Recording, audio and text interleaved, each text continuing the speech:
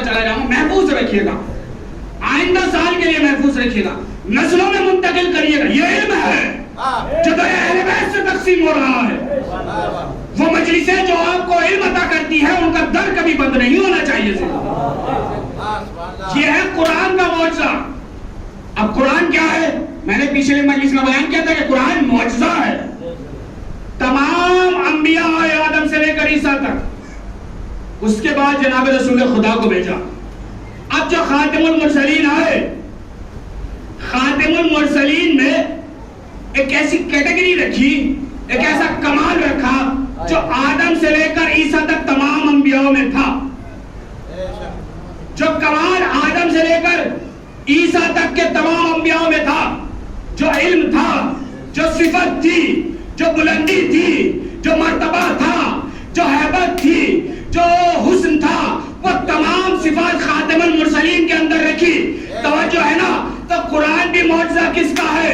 رسول خدا کا ہے. تو قرآن بھی ایسی ویسی کتاب نہیں. آدم سے لے کر عیسیٰ تک کے تمام چیزوں کا علم قرآن کے اندر ہونا چاہیے. جو کمال آدم کی کتاب میں تھا، جو کمال آدم کے صحیفے میں تھا، جو کمال داؤد کی کتاب میں تھا، جو کمال تمام انبیاء کے صحیفوں میں تھا، ان کی کتابوں میں تھا، وہی کمال قرآن میں بھی ہونا چاہیے.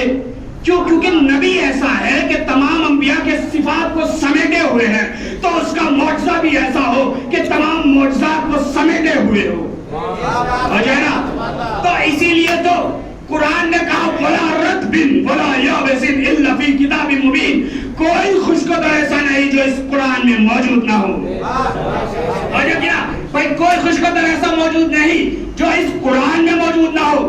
یہ ہے قرآن کا کمال. قرآن کیا ہے؟ معجزہ ہے رسول کا. بھائی کوئی کتاب معجزہ نہیں تھی، قرآن معجزہ ہے. جب آیا تب بھی معجزہ تھا، آنے والی نسلوں کے لیے بھی معجزہ ہے، آج بھی معجزہ ہے، قیامت تک معجزہ رہے گا. بھائی یہ کیسا معجزہ ہے؟ نبی آئے، صاحب اعجاز آئے، نبی موجود ہے؟ نہیں ہے نا. بھئی آدم آئے، آدم گئے، کتاب چلی گئی، صحیفہ چلا گیا. نوح آئے، جو صحیفے جو کتابیں لائے سب چلی گئی، نوح کے جانے سے وہ بھی گئی. عیسیٰ آئے، عیسیٰ گئے، کتابیں چلی گئی، معجزات چلے گئے. یہاں تو خاتم المرسلین ہے. کہیں ہے تو مجھے دکھائیے. نہیں ہے نا. خاتم المرسلین چلے گئے لیکن ان کا معجزہ برقرار ہے. تو بھائی کیوں معجزہ برقرار ہے؟ جب قانون قدرت یہ ہے کہ جو نبی ہوگا، جو صاحب اعجاز ہوگا، جب تک صاحب اعجاز ہے تب تک اس کا معجزہ ہے. لیکن یہ نبی کے معاملے میں کیوں بدل گیا کہ ادھر نبی گئے لیکن معجزہ برقرار ہے؟ کیوں ہے؟ کیونکہ نبی نے اپنے بعد کسی کو بنایا ہے. بھائی نبی چلے گئے لیکن صاحب اعجاز کو چھوڑ کر چلے گئے. بھائی نبی میں تھی ساری صفات. اب تاریخ کے اوراق گردانی کرو، ورق گردانی کرو، پتا کرو تاریخ سے کون ہے ایسا جو نبی جیسا ہو. توجہ کریے گا عزیزان گرامی، کون ہے ایسا جو نبی جیسا ہو؟ نبی میں کمال تھا. بھائی تاریخ میں اتنے خلیفہ گزرے، کوئی دعویٰ کرے کہ نبی کی فلاں صفت میرے پاس ہے. ہزارہ صفتوں کو چھوڑو، ایک صفت کا دعویٰ کر کے دکھاؤ. نہیں ملتا عزیزان گرامی. خلفاء بہت ملیں گے، امام کوئی نہیں ملتا. کہا بھائی کوئی نبی جیسا پیدا کر کے دکھاؤ. بھائی کوئی نہیں ہے. یا رسول اللہ آپ جا رہے ہیں، معجزہ برقرار ہے، تو پھر کیسے پتا چلے گا؟ ہم کہاں ڈھونڈے؟ آپ ہی کچھ بتائے. رسول نے کہا ٹھہرو ٹھہرو، میں بتاتا ہوں. من ارادہ ان ينظر الى آدم فی علمہ وإلى نوح فی تقویہ وإلى ابراہیم فی خلتہ وإلى یوسف فی جمالہ وإلى عیسیٰ فی زہدہ فلینظر الى بنی علی ابن ابی طالب. ارے سنو ابھی ٹھہرو. کہا یا رسول اللہ کون ہے؟ کہا کہ میں بتاتا ہوں. جو چاہتا ہے آدم کا علم دیکھے، نوح کا تقویٰ دیکھے، موسیٰ کی رحمت دیکھے، عیسیٰ کا ذات دیکھے، یوسف کا جمال دیکھے، علی کے چہرے میں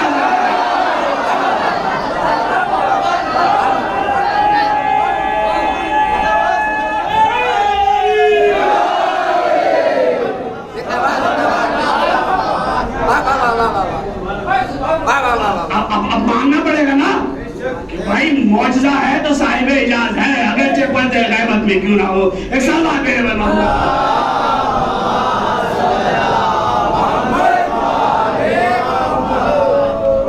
یہ ہے عزیزان گرامی. کیا کہا قرآن؟ میں نے کیا بتایا؟ قرآن معجزہ ہے، نور ہے. اب قرآن کیا کہتا ہے؟ یہ ہے امامت. نبوت ختم ہوئی، امامت کا سلسلہ شروع. قرآن سے پوچھو هو الذی بعث فی الامیین رسولا. پروردگار وہ ہے. سورہ جمعہ ہے، آج بھی آپ لوگوں نے شاید پڑھا ہوگا کہ هو الذی بعث فی الامیین رسولا. پروردگار وہ ہے، وہ باقدرت ہے کہ جو امیین میں رسول کو بھیجتا ہے. اور جو رکھیے گا، یہ ہے نبی کی تعریف. ارسل رسولہ بالہدی.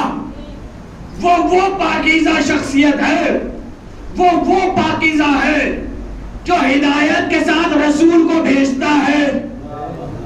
یہ ہوئی رسول کی تعریف. یعنی جو بھیجا جائے وہ نبی ہے، جس کے ساتھ بھیجی جائے وہ شریعت ہے. تو جو ہے نا، بہت مختصر سا وقت کم ہے، بہت تیزی کے ساتھ بس آخری نقطہ آپ کے زحمتوں کے حوالے کر رہا ہوں کہ کیا کہا کہ هو الذی ارسل رسولہ بالہدی. وہ پاکیزہ ہے جو نبی کو بھیجتا ہے ہدایت کے ساتھ. بھئی اب آپ کے ذہن میں یہ بات آ جانی چاہیے کہ جہاں لفظ بھیجا آ جائے وہاں مراد رسول ہے. یعنی شریعت بھیجی رسول کے ساتھ، ٹھیک ہے. کلمہ بھیجا رسول کے ساتھ، ٹھیک ہے. بھائی روزہ بھیجا رسول کے ساتھ. بھائی حج بھیجا نبی کے ساتھ. بھائی زکات بھیجی نبی کے ساتھ. بھائی حج بھیج دیا نبی کے ساتھ. حج کے ارکان بھیجے نبی کے ساتھ. خمس بھیجا نبی کے ساتھ. بھائی نماز کا طریقہ بھیجا نبی کے ساتھ. ہو جائے گا.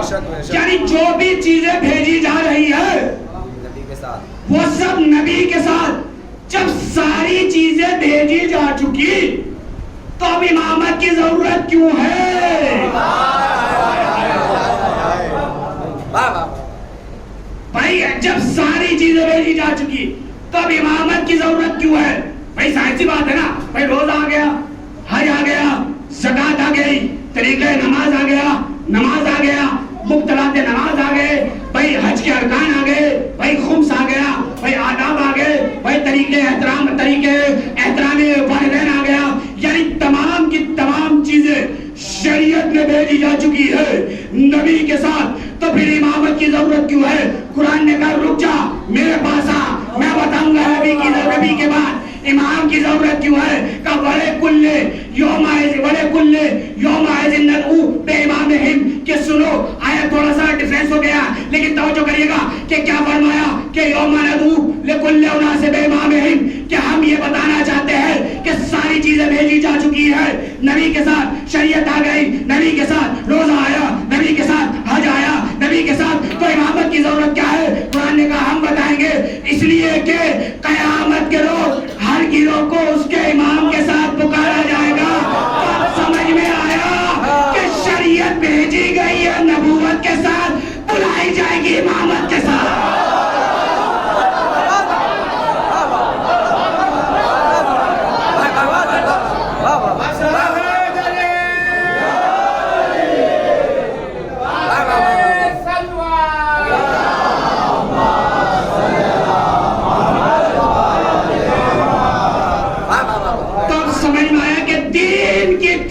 نبوت کہتے ہیں، دین کی انتہا کو امامت کہتے ہیں.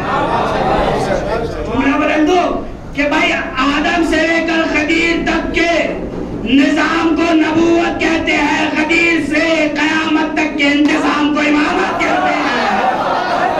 سلام میرے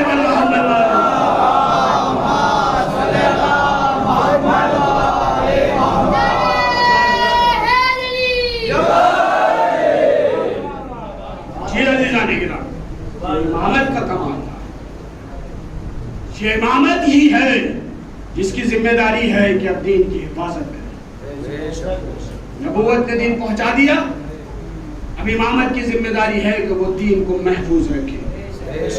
کبھی یہ امام علی کی شکل میں ہوگا تو کبھی یہ امام حسن کی شکل میں صلح کر کے دین کی حفاظت کرے گا، تو کبھی یہ امام حسین کی شکل میں ہوگا جو دین کی حفاظت کے لیے مدینہ کو رخصت کر دے گا، حج کو عمرے سے تبدیل کر دے گا، لیکن دین کی حفاظت کرے گا۔ حسین نے بھی کہا ہے نانا کہ دین، اگر تجھے عباس کے بازوؤں کی ضرورت ہوگی تو میں عباس کے بازو دے دوں گا، اگر تیرا سینہ کمزور ہو چکا ہے تو میں علی اکبر کا جگر عطا کر دوں گا۔ اے نانا کے دین، اگر زینب کی چادر کی ضرورت ہوگی تو حسین وہ بھی قربان کر دے گا۔ لو عزیزان گرامی، آج 6 محرم آ چکی ہے، چند روز کا مہمان ہے ہمارا مولا، اور اب چند روز بعد یہ عزاخانے ویران ہو جائیں گے۔ کون ہوگا جو حسین کے اوپر گریا کرے گا؟ ایک مسئلہ فقہی ہے، آپ تک پہنچانا چاہتا ہوں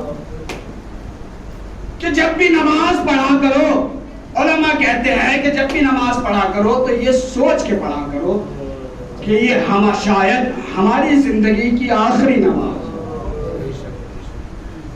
اور نماز کے ساتھ ساتھ ایک جملہ آپ کے دل میں نہ لگے، برداشت کر سکے تو پیش کر دوں کہ نماز پڑھتے وقت تو دھیان رکھا کرو کہ یہ شاید ہماری آخری نماز ہے، لیکن جب مجلس حسینی میں آؤ تو یہ سوچ کے گریا کیا کرو شاید یہ آخری مجلس ہو، اگلے سال نہ جانے کون زندہ رہے، حسین پہ جتنا گریا کرنا ہو گریا کر لو۔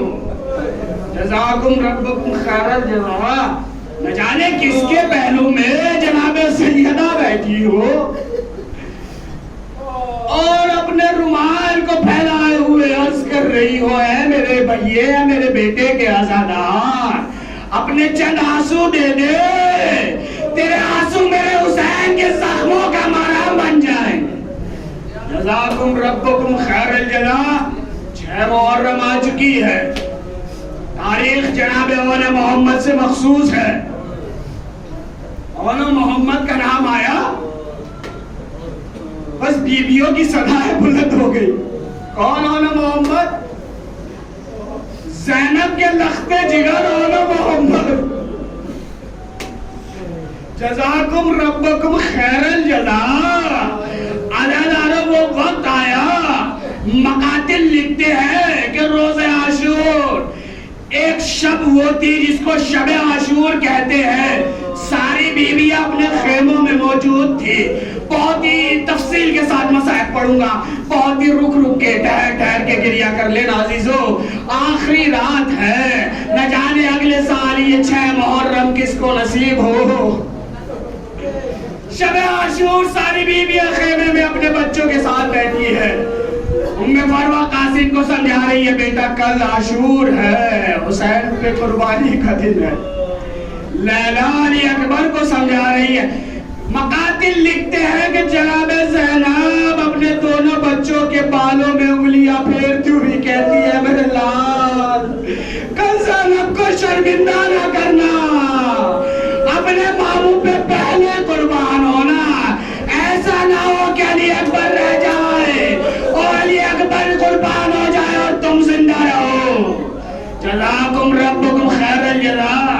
روز عاشور آیا اور محمد امام حسین کے پاس جاتے ہیں، اس نے جنگ طلب کرتے ہیں لیکن نہیں ملتا، واپس آتے ہیں، کچھ دیر ٹھہرتے ہیں، پھر امام حسین کے پاس جاتے ہیں، اس نہیں ملتا۔ عزیزان گرامی، جناب زینب کے پاس روتے ہوئے دونوں نونہال آئے، فرمایا اماں جان ماموں اجازت نہیں دیتے، جناب زینب کا یہ سننا تھا، ایک مرتبہ آواز دیا ہے، بھیا عباس ذرا خیمے میں تو آئیے۔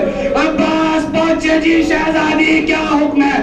فرمایا میرے بچے کو اجازت دلوا دیجئے، کہیے گا کہ زینب کا واسطہ حسین میرے لاڈلوں کو اجازت دے دیجئے۔